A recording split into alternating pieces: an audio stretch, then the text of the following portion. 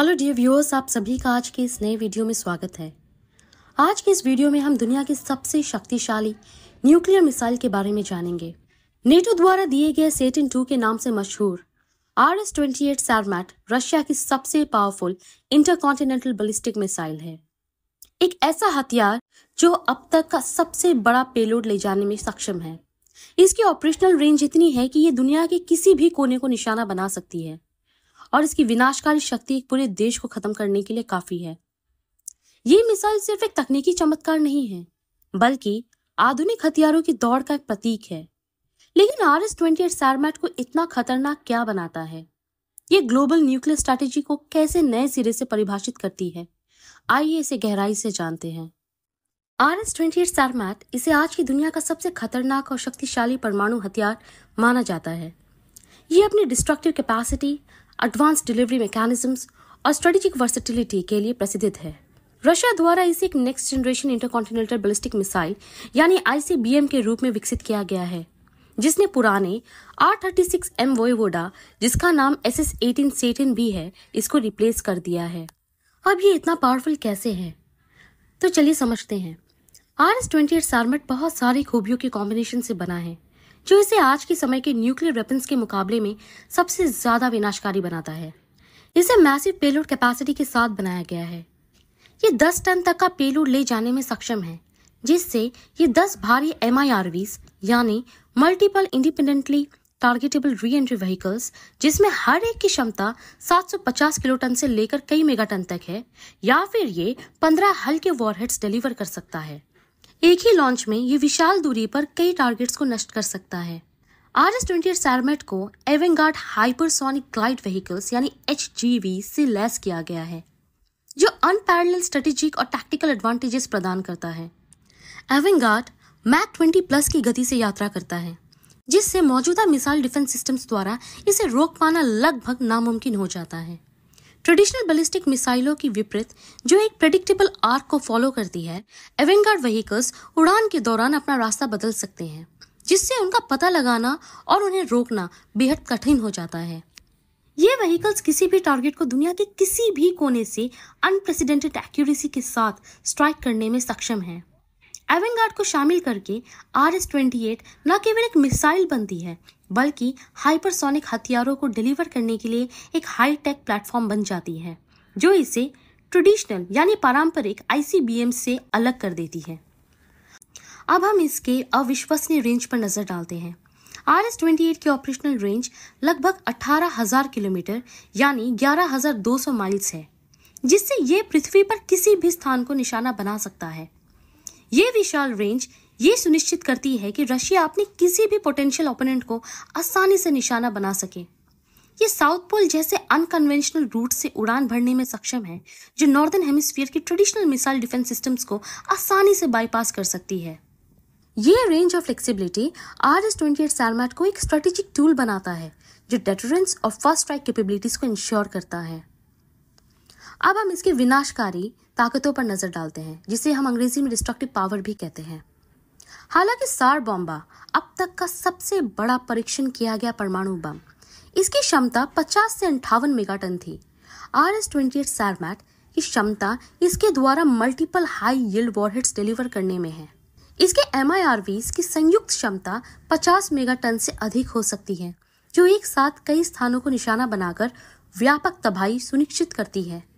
प्रत्येक वॉरहेड इतना शक्तिशाली है कि न्यूयॉर्क या लंदन जैसे किसी भी बड़े शहर को पूरी तरह से बर्बाद किया जा सकता है। कई टारगेट्स में विनाश फैलाकर RS-28 अधिकतम रणनीतिक प्रभाव यानी मैक्सिमम स्ट्रेटेजिक इम्पैक्ट सुनिश्चित करता है, बिना किसी एक बड़े विस्फोट पर निर्भर हुए। अब हम इसके एडवांस्ड काउंटर डिफेंस सिस्टम्स पर नजर डालेंगे, इसे समझेंगे। RS-28 सैरमैट को सोफिस्टिकेटेड काउंटर मेजर्स से लैस किया गया है, जो एडवांस्ड मिसाइल डिफेंस सिस्टम्स को हराने के लिए डिजाइन किए गए हैं। ये रेडार सिस्टम को कंफ्यूज करने और एंटी मिसाइल डिफेंस को ओवरपावर करने के लिए डिकॉयज को डिप्लॉय करता है। इसके डिजाइन में ऐसे फीचर्स शामिल हैं जो इसके रेडार सिग्नेचर को कम कर देते हैं, जिससे इसका पता लगाना मुश्किल हो जाता है। इसकी हाइपरसोनिक स्पीड ये सुनिश्चित करती है कि प्रतिद्वंदी के पास मिनिमल रिएक्शन टाइम हो, जिससे काउंटर मेजर्स की इफेक्टिवनेस कम हो जाती है। इन फीचर्स की वजह से इसे लगभग नामुमकिन है इंटरसेप्ट कर पाना आज के समय की किसी भी मिसाइल डिफेंस सिस्टम के लिए, अब चाहे वो यूएस की ground based mid course defence यानी जीएमडी ही क्यों ना हो। अब हम इसके साइकोलॉजिकल और स्ट्रेटेजिक इम्पैक्ट को गहराई से जानेंगे। RS-28 सैरमैट न सिर्फ फिजिकल डिस्ट्रक्शन का हथियार है, यह साइकोलॉजिकल और जियोपॉलिटिकल प्रभाव का भी एक उपकरण है। इसकी विनाशकारी क्षमता ये सुनिश्चित करती है कि कोई भी एडवर्सरी यानी प्रतिद्वंदी रशिया पर पहला हमला करने का जोखिम नहीं उठाएगा, जिससे बैलेंस ऑफ पावर बना रहेगा। इस मिसाइल को साइलो लॉन्चिंग सिस्टम से लॉन्च किया जाता है, जो कन्वेंशनल और न्यूक्लियर हमलों के खिलाफ अत्यधिक सुरक्षित है। इससे ये सुनिश्चित होता है कि ये पहले हमले के बाद भी सरवाइव कर सकती है और जवाबी कार्रवाई भी कर सकती है। RS-28 सैरमैट को शोकेस करके रशिया एडवांस मिलिट्री टेक्नोलॉजी के साथ एक ग्लोबल सुपर पावर के रूप में अपनी स्थिति को मजबूत कर रहा है। अब हमें ये भी जानना जरूरी है कि RS-28 सैरमैट किन मामलों में दूसरे आधुनिक परमाणु हथियार से बेहतर है, जैसे कि यूनाइटेड स्टेट्स की ट्राइडेंट 2 D5 SLBM। हालांकि यह हाईली एक्यूरेट और स्टेल्दी है, लेकिन ट्राइडेंट 2 का पेलोड कम है। प्रत्येक वॉरहेड की क्षमता 475 किलोटन तक है और यह भारी हमलों के बजाय द्वितीय प्रहार क्षमताओं यानी सेकेंड स्ट्राइक कैपेबिलिटी के लिए ही सक्षम है। अब आता है चाइना का TF-41 ICBM। हालांकि इसकी रेंज और MIRV क्षमता RS-28 सैरमैट से कंपैरेबल है, यानी दोनों की रेंज और MIRV क्षमता लगभग सेम है, लेकिन DF-41 में एवेंगार्ड हाइपरसोनिक ग्लाइड व्हीकल्स जैसी एडवांस फीचर्स की कमी है। अब हम RS-28 के ग्लोबल और एनवायरमेंटल इम्पैक्ट के बारे में जानेंगे। RS-28 के डिप्लॉयमेंट के परिणाम विनाशकारी होंगे और ऐसा कैसे होगा ये समझते हैं। एक सिंगल RS-28 लॉन्च कई शहरों या सैन्य ठिकानों को नष्ट कर सकता है, प्रतिद्वंदी के बुनियादी ढांचे और रक्षा क्षमताओं को अपंग कर सकता है। यही नहीं, कई वॉरहेड्स के विस्फोट से बड़े पैमाने पर रेडिएशन फैलेगा, जिससे लॉन्ग टर्म एनवायरमेंटल डैमेज और हेल्थ क्राइसिस तेजी से बढ़ते जाएंगे। अगर किसी भी युद्ध में RS-28 मिसाइल का इस्तेमाल किया गया तो ये एक परमाणु सर्दी यानी न्यूक्लियर विंटर का कारण बन सकता है, जिसमें वातावरण में सूट एंड ऐश यानी कालिक और राख के कारण ग्लोबल टेम्परेचर गिर सकता है, जिससे एग्रीकल्चर डिस्ट्रप्शन होगा और इससे अकाल और भूखमरी फैल जाएगी। अब हम इस मिसाइल के टेक्नोलॉजिकल एवोल्यूशन के बारे में जानेंगे।